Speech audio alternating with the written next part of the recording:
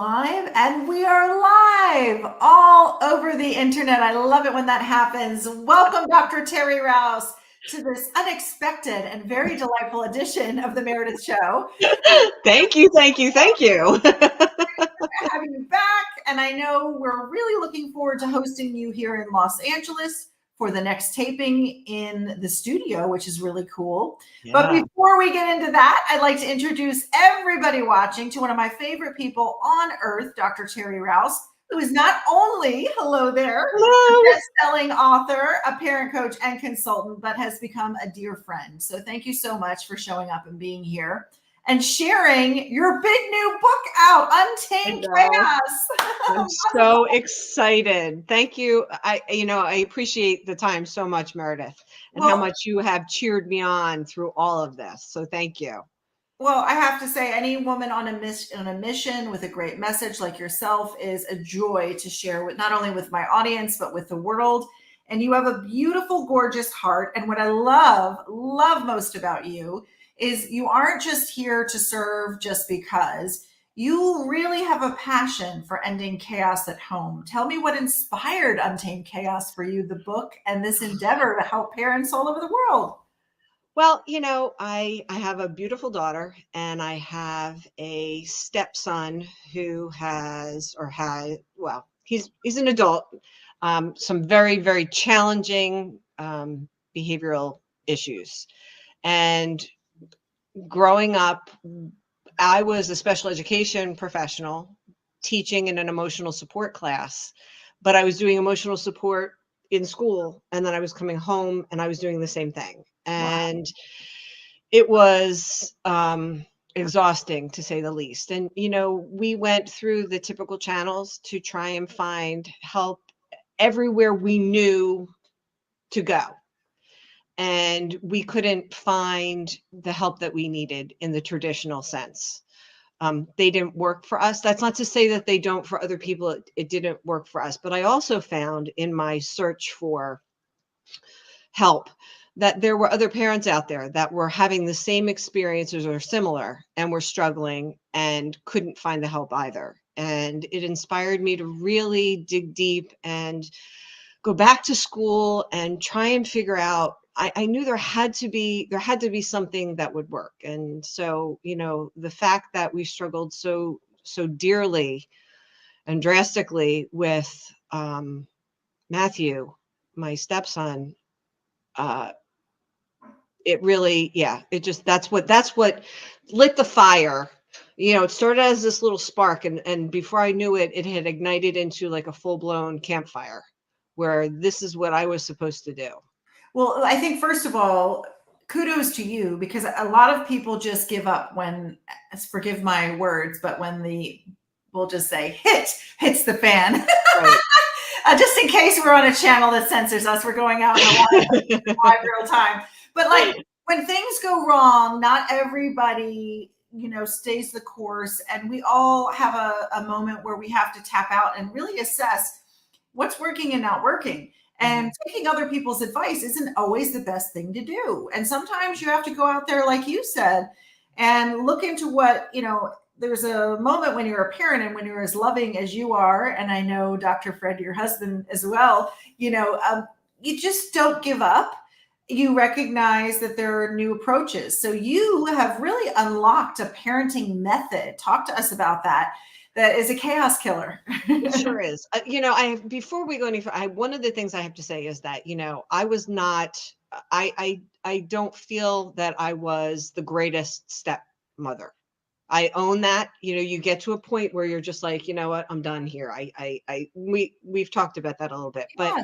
that was also inspiring in that it was like, I have to keep moving forward because there's something there that if even if it can't help us at this moment, it can help somebody else. So yes, Absolutely. I did do that. And most of it is based on, the principles of positive behavior interventions and supports. And so um, one of the first things that I do is I really talk about what positive attention means. And it's not simply saying to your child, oh, you did a really good job. It's telling them very specifically what it is that they've done, because you want to see that behavior repeated again and again. Lisa Nichols has a quote. It goes something like, "What is recognized and rewarded is repeated."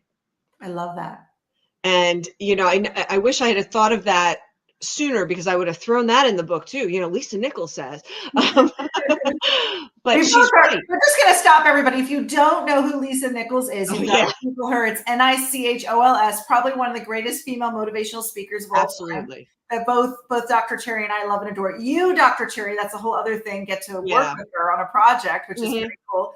But for this book, I mean, I personally think the greatest gift is that any parent can be at their wit's end at any moment. And why wouldn't you have the advice of a pro like yourself? Yeah, I mean, the most important thing, I think, for parents before they can do anything is to realize that they're doing the best job that they can at that moment with what they know and who they are. Yes. And, I consider the book to be kind of a toolbox. It's not I can put the tools out there. You've got to use them. So I just think that I wish that we'd had some of this information, some of this understanding when we were raising Matthew. I would think and hope that it would have made a difference. And so that's ultimately what I want to do today, is to make a difference to somebody so that they don't have to feel what we felt and go through what we've been through. You have so much wisdom that you share with your philosophy. And what I love about you is, you're just so honest and real. Not everything works for everybody. And honestly, at the end of the day, as you started to allude to, if you're doing the best that you can do, you're doing the best. But what's lovely is there are always people out there, if you are willing to get the support, ask for help, like lovely souls like you. And if people get to read the book, it's called Untamed Chaos. We put the link in the chat, or you can message us if you'd like more information. Excellent. Already becoming a bestseller upon release. Congratulations. This was so fast.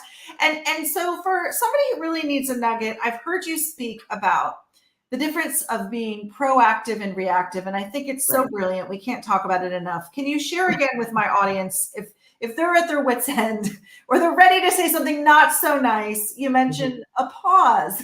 Tell us about that. Yeah. So I call it the response and react. And basically, when you react, you do it instinctually. And there are times when reacting are absolutely necessary. Your child is playing in the front yard, the ball goes in the street, there's a bus coming down the street, you grab your child and pull them in. That's a very appropriate reaction. But a response is much more thoughtful and intentional. And basically, before you respond and say something that you don't want to say or do something that you don't want to do, taking a pause is a great tool. Now, I have to be very honest. I am famous for having to take the pause and go for a walk. There's no doubt about it. Like, my little self gets wound up and I have to, I'm going to go for a walk and then I'll be back. And so guess what? That's okay, because I would much rather you do that than say something or do something that you can't take back, because that's icky, just plain icky. Yes. And there's such wisdom, and it doesn't take a lot of energy. It takes a moment to really pull yourself down when you're heightened. You want to scream at a child or a loved one. And I've been there too, Dr. Teri. I'm not going to tell a lie.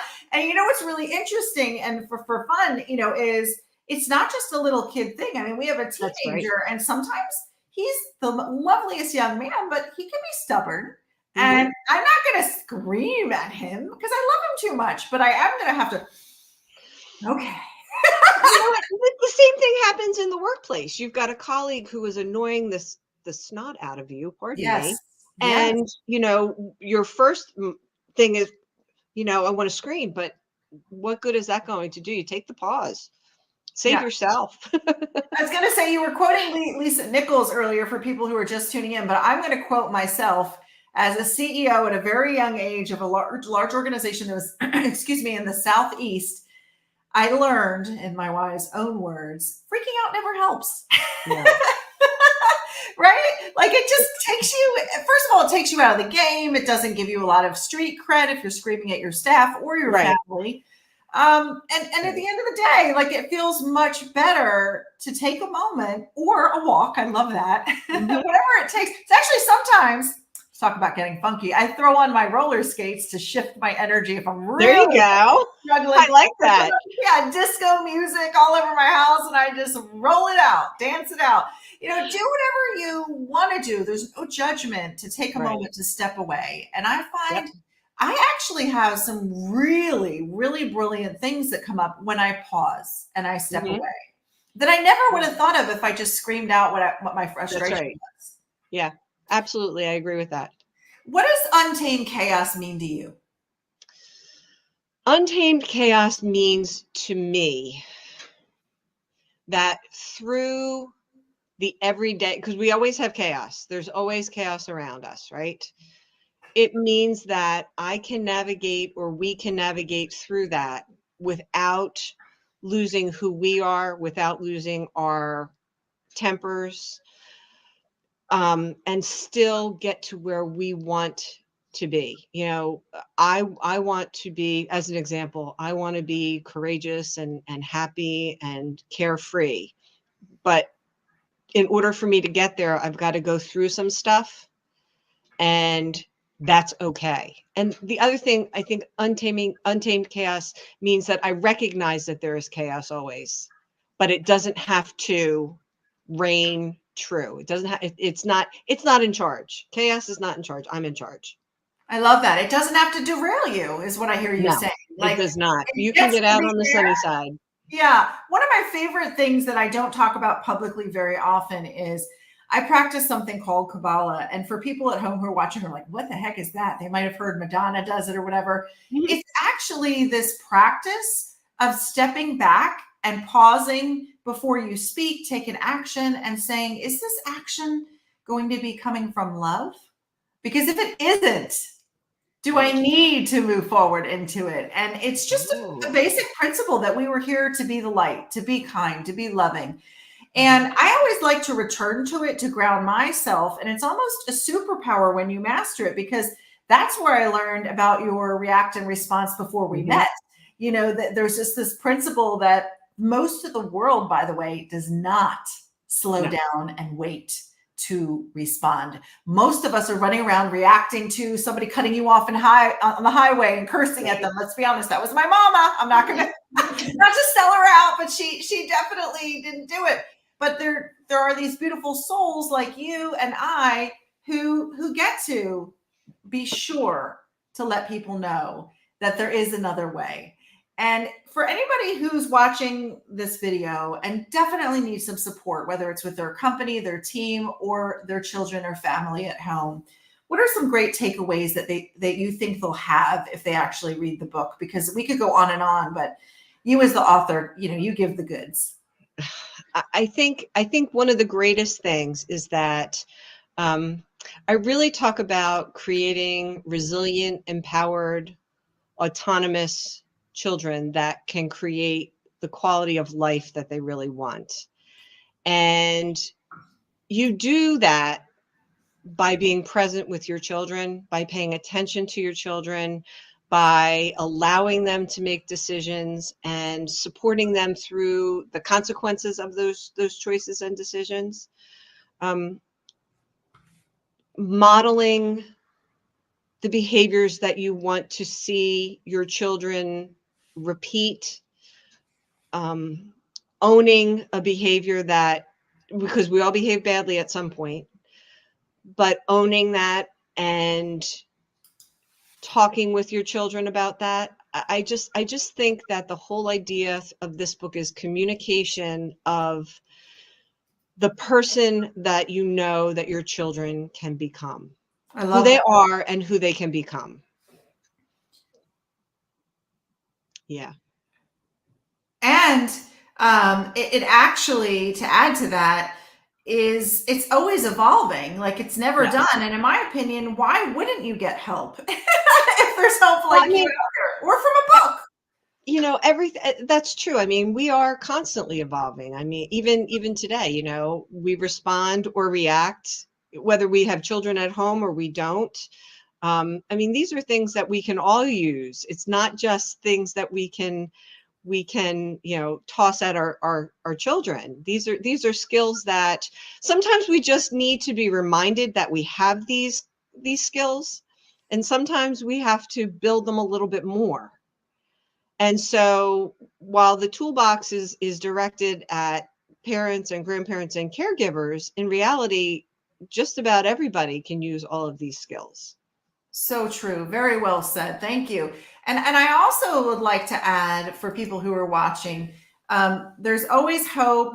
There's always help. Yeah. And what else would you say as we close out? There's always hope. There's always help. Open your heart, open your mind to that, and be willing to accept that, because at some point, someone is going to turn around and ask you for that help.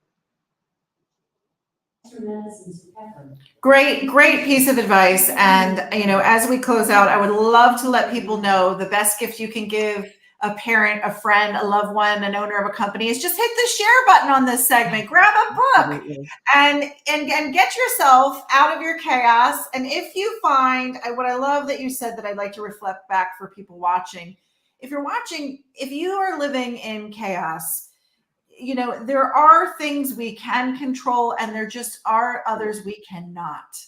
And Right. don't beat yourself up is what I would Right. say to you. Just keep trying. I love the way you shared your open and honest story of having children at home that were very different that you were raising, and every child reacts differently, which is so interesting, to different kinds of support from their parents.